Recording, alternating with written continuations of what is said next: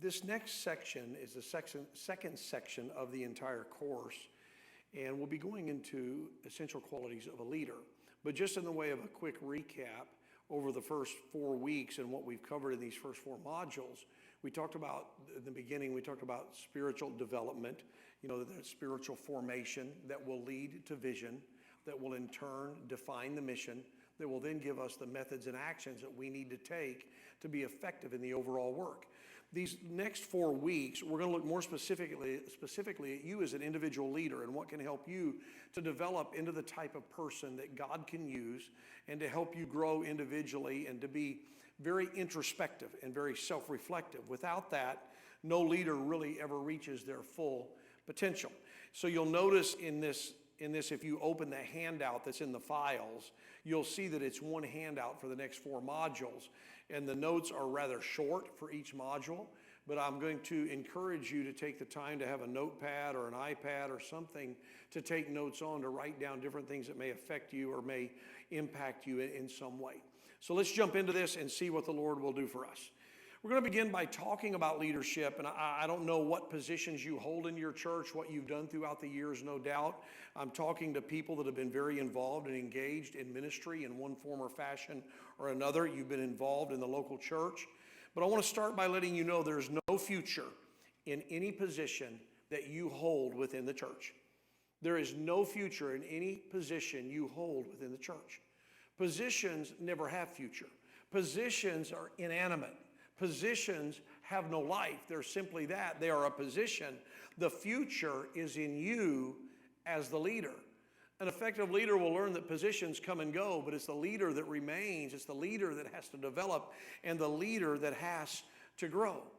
You have to have enough vision. Now, I'm assuming we're past the spiritual formation part, that you've matured, you've developed, and you're ready for God to do something in your life. No matter what stage of ministry you're in, you're always going to go back to spiritual formation at different levels of ministry.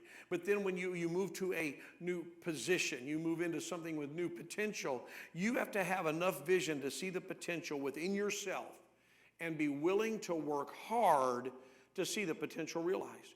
Many times you will see your potential before it is ever fulfilled. Most times God will reveal to you what you can do, what you can be, but He's not going to just make it happen in your life. You're going to have to be involved in the process. When He called the disciples, and we'll come back to this, He called them, He said, "Follow me and I'll make you fishers of men." They did not become a fisher of men instantly, even though the potential was there. He made them work for 3.5 years to realize that potential. They went through development in that time. They stretched themselves. They grew. But you have to have enough vision to see the potential within yourself. Michelangelo, the sculptor, the artist, when he was questioned about his sculpture, David, art critics say it's one of the most famous sculptures of all time, one of the most incredible works of art that Michelangelo did. People asked him certain questions about that sculpture because the truth is that Michelangelo, when he decided he was going to carve a statue of David, history tells us that he traveled all over the Italian countryside. He went from one place to the next looking at different pieces of stone, different pieces that he could use to carve David out of. He rejected one after the other. Looked at several for a long time, decided against those, finally found a piece that he could use, took it back to his home, his studio, and began to carve David out of the stone. When it was finished, somebody asked him, "Why did you take so much time selecting the stone? Why did you spend an inordinate amount of time trying to get this all together?" His answer was very captivating to me. They say that he looked at this person and said, "Because I knew when I found the right piece of stone that David would be in there and he would speak to me. It was just going to take some chipping, some chiseling, some polishing to get to him." Today, they say that that statue sits, and I probably won't pronounce this correctly. Some of you may have been there if you've ever been to Rome or you've been to Italy. But the Galleria della Accademia, where the statue now sits, they say that there are days that people stand in line for a good amount of time to be able to actually lay eyes on that statue. And at times when the crowd is large, they'll have guards there or people that will allow you to look for so long and then move you on so the next person can come up and see this statue. And if I were to ever visit there, I'd want to see it myself also. But they say that as you're moving towards that statue, you're going down a long hallway. And in this hallway, on the right and on the left, are other sculptures. But they are sculptures that are not near as intricate or beautiful as David. They are sculptures that have been left unfinished. There's sculptures that have been where a head has been started, but there's no torso. Where arms have been broken off, where there may be a torso, but no head. They call it the hallway of prisoners, or the hallway of captives, because these are pieces of work that the sculptor began to work with, and because the stone quit yielding, it quit giving way to the master's hands, the master rejected it and said nothing can be done with it. I'm telling you, the church is littered, the landscape of the church is littered with a hallway of prisoners, of people that could have been incredible leaders in the kingdom of God, people that could have done some phenomenal things for God, but because they quit yielding to his hand, they quit yielding to the process, they couldn't handle the pressure, the stress, the strain, they gave up, and now they just are part of the hallway of prisoners. In all leaders, there is great potential. God doesn't call losers. God doesn't call anyone to fail. So in all leaders, there's great potential. It just takes some chiseling away to get to the final product. It takes some chiseling away. There are going to be people that come into your life that God puts there with purpose. And there will be some that will come along, and they'll be the polishers. They'll make you feel good. They'll finish you off, and they'll just kind of pat you on the back and make you feel good. There are going to be others that come along with a hammer and a chisel in their hand, and they're going to knock things out of your life. And if you're not careful, you'll get frustrated and want to give up. But realize all of that is just part of the process of becoming who God wants you to be. There's great potential in every person that's watching this. Why do I say that? Because God births everybody to be a leader. He births everybody with great potential in them, but you've got to be willing to see that potential and be willing to work hard to see that potential realized. You've got to be able to look at yourself with all of your strengths, all of your weaknesses, all of your good points, all of your bad points, all that you've done, all that you want to do. You've got to be able to look at yourself and say, there's potential in me, that God has infused me with promise. He has a purpose for my life, and there is potential in me. I'm a little odd in a lot of ways, and if any of you know me, you know that. I do some things a little different than a lot of people. But at least once a week, I would say on the average once a week, I get up in the morning and go through my morning routine, but I'll stand in front of the big plate glass mirror in our master bathroom. I will look myself right in the eye, and I'll talk to myself, and I'll say, I love you. You're awesome. You have great potential. You're going to do incredible things for God. God's going to use you in miraculous ways. Why do that? Because if I don't believe in me, why should anybody else? If I don't love me, why would anybody else love me? If I don't believe I have potential, how am I going to convince other people they have potential? So you've got to, first of all, believe in yourself. That doesn't mean you're perfect. Doesn't mean I've got it all together. No. Through the years of telling myself how much I love myself and what God's going to do with me, I've also realized that for me to get to the place where God can do what he wants to do, something's got to change. I'm going to tell you, God's not going to change. The mission's not going to change. The vision's not going to change. I have to change. So I have to be willing to work hard. Jesus took 12 ordinary men and turned the world upside down. Turned it totally upside down with 12 ordinary men just like you and I. Their personalities were just like yours and mine. They were very different from one another, but the Lord was able to look at them and say, if I can get all of them to see the potential within themselves, and then if they can see the spiritual synergy of what happens as they become leaders and working together, then great things can happen. So if there's no future in any position you have in the church, then where's the emphasis? What should we be looking for? I've dealt with a lot of young ministers through the years that what they're worried about is becoming a youth pastor, becoming an associate pastor, being able to finally be an evangelist or a pastor. There is no future in position. So then where is the emphasis? In leadership, as far as the church is concerned, the emphasis must be on production and not position or title. It's not about position or title. It's got to be on production. And I may end up being redundant with this point sometime later in another lecture or even later in this one. But it's interesting to me that when God put Adam and Eve in the Garden of Eden, he gave them two commands. First of all, don't eat of the tree of the knowledge of good and evil. Eat of the tree, eat of all the trees of the garden except for that one. So it's amazing that in beginning their relationship with God, their relationship with each other, their relationship with the world that they would influence, God says there are guidelines. There are guidelines to leadership. There are guidelines to fulfilling the purpose of God. But then he tells them, be fruitful and multiply. Be productive and be reproductive. He gave them dominion over everything in the garden. He gave them control over everything. It wasn't enough to just have dominion. He said, not only do I want you to produce what you're doing, I want you to be reproductive. You cannot just be a producer, only you have to be reproductive also. So the emphasis is on production and not position or title. Through the years of preaching in different places and teaching leadership and other seminars in churches, it's been interesting to me to go to some churches and you walk in the door and you start meeting people. You know, for instance, in doing leadership meetings, there are times that they start introducing you to people in the church, and it's like, this is the senior pastor, this is the assistant pastor, this is the associate pastor. Here is our student pastor. Here's our hyphen pastor.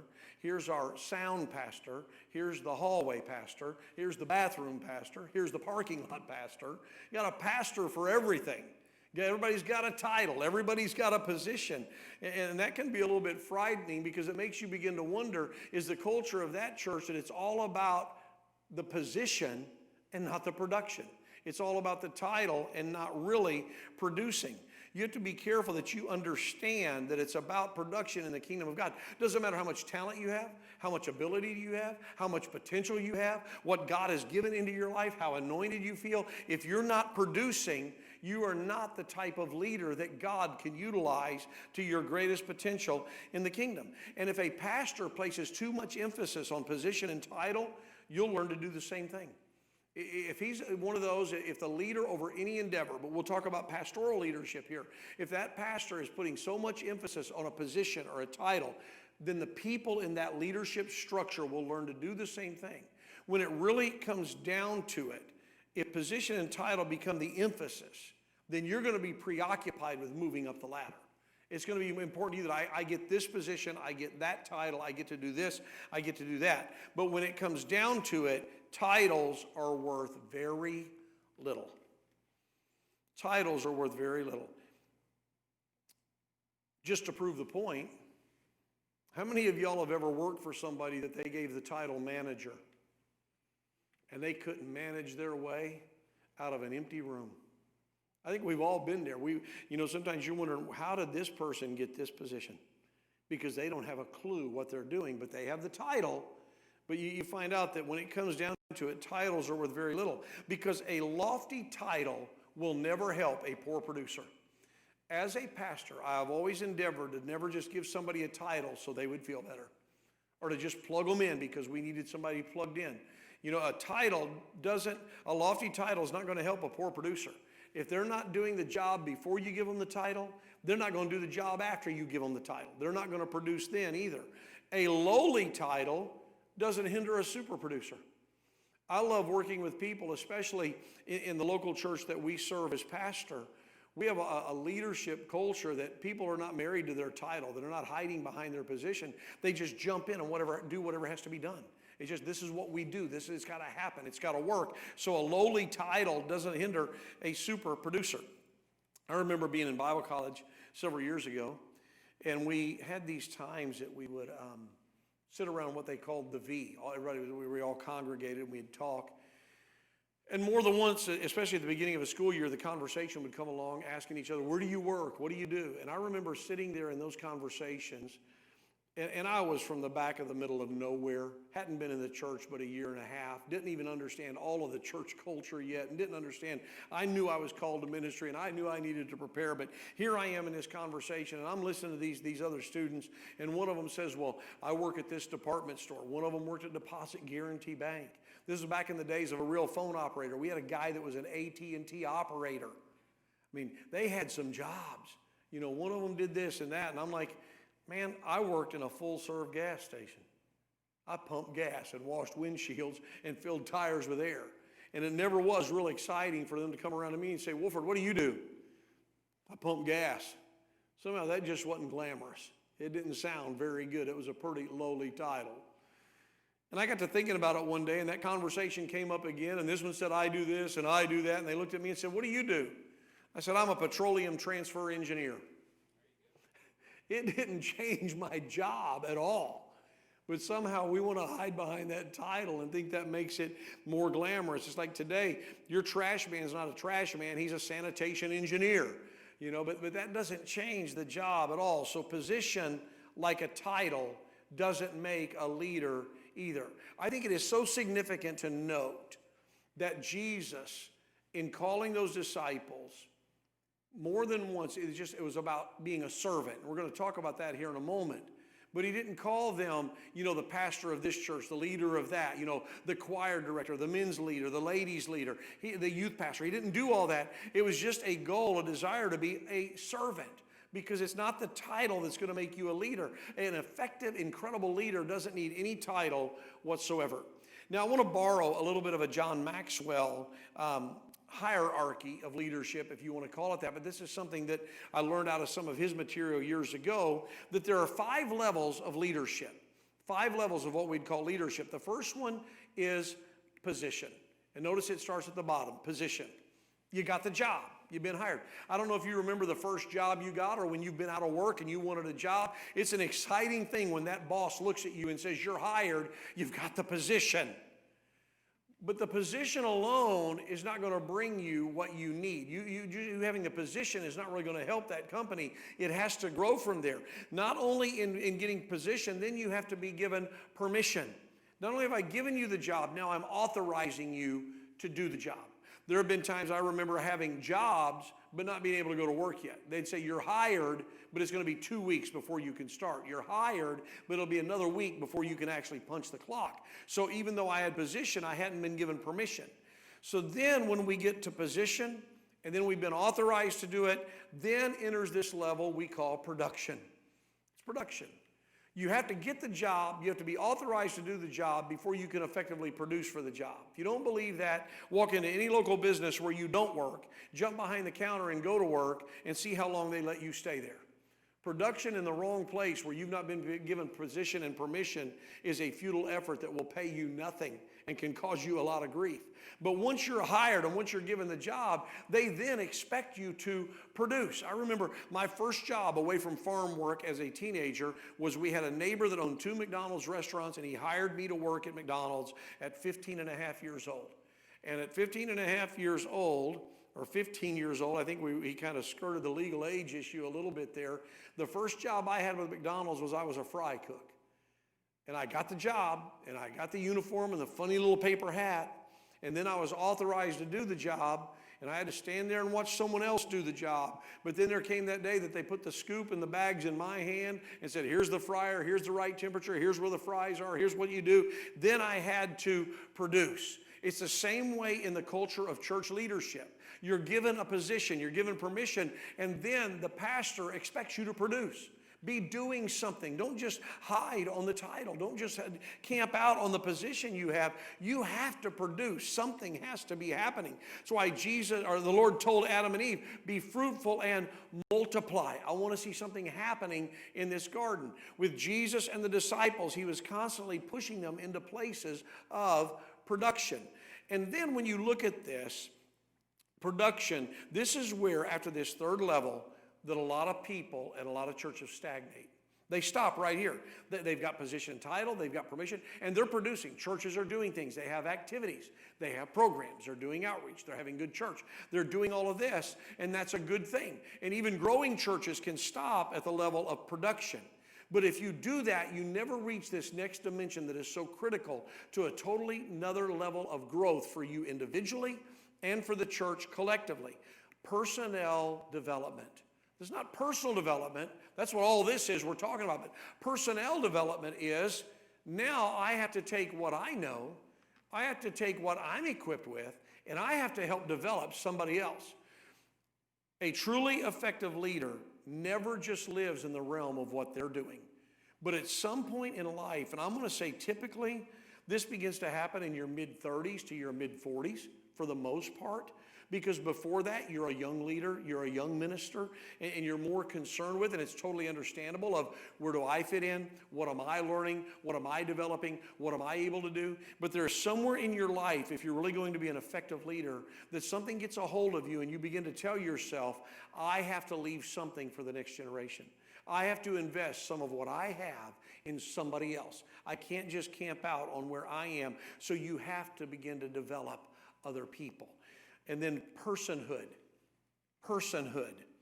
I'm not really sure that's a true word in the Bible, but it is personhood. Let me say this before we talk about personhood a little bit. Position is the lowest level. Position is the lowest level. Position is the lowest level. A person who stands on his position will never have influence beyond his or her job description. The only influence you'll have is what you put on a business card, or the sign that hangs outside your door, or what you tell everybody that you are and the position you have. But the person who goes beyond that into personhood, this highest level, this is when the complete leader is both productive and reproductive. It's just second nature that you lead, not only doing what you do, but you do all the time or trying to find someone to invest in. I'd highly recommend you read the book, Never Eat Alone. The author's name escapes me right now, but it's about a book about always investing in somebody else. Don't eat lunch by yourself. Make sure you take somebody with you and share something with them, impart something to them. Make sure that you know that as a true leader, your life is not about just what you do, but also about constantly investing to help somebody else and challenge somebody else. I'm going to throw this in here, right here, when we talk about personhood being the highest level.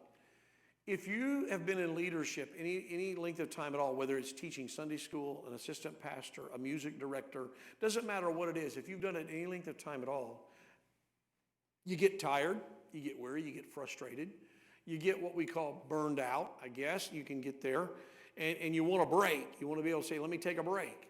Well, in the whole scheme of all of this, how do you know when is it okay to take a break? You know, if we were in a classroom setting where you could give me feedback, I'd be asking for a response here saying, when do you know it's okay to take a break? I can tell you from experience, here's the answers I get. When you're tired, when you're burnt out, when the passion's gone, when you have nothing else to give. I understand all that. When you've quit growing, when you no longer love doing what you're doing. I get all that. I would agree with that to some extent. But let me tell you from the pastoral side of you being a leader in a church structure, I've been in my office and had the Sunday school teacher knock on my door. I've had the musicians walk up to me or the singers walk up and say, I can't sing anymore, or I can't play anymore. I just got to take a break. And they mean like right then. They're done that day. You know, I had one singer come to me that was supposed to sing on a Sunday morning several years ago and said, Pastor, I just can't do it. I don't have anything to sing. I just can't do it. They were the special for that day. What are you going to do? I had Sunday school teachers walk in, give me the key to their classroom and say, after today, I'm not teaching anymore for a while. I need a break. They totally misunderstood when it's okay to take a break. They may be tired. They may be burned out. I want them to take a break. I get that. I understand that. But an effective leader understands this.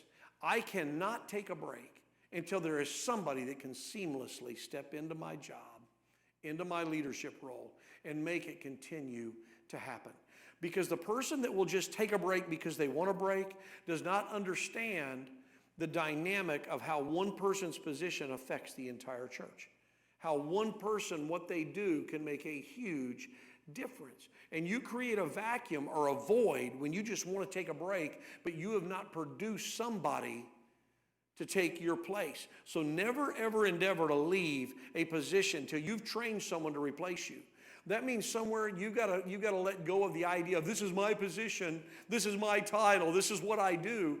There has to be that something in you that says, look, I need to be watching the younger generation. A Sunday school teacher ought to always be watching for young people that love kids and slowly involve them in the process. Because someday one of those young people may be the leader of your children's ministry. But if your children's ministry director is so holding on with a chokehold to that position, they really don't understand the dynamic of a growing church. God wants to move them on to something else so that he can move someone else into what they're doing. But you've got to have this idea of personnel development, personhood, and not wanting to step out until somebody else can take your place seamlessly.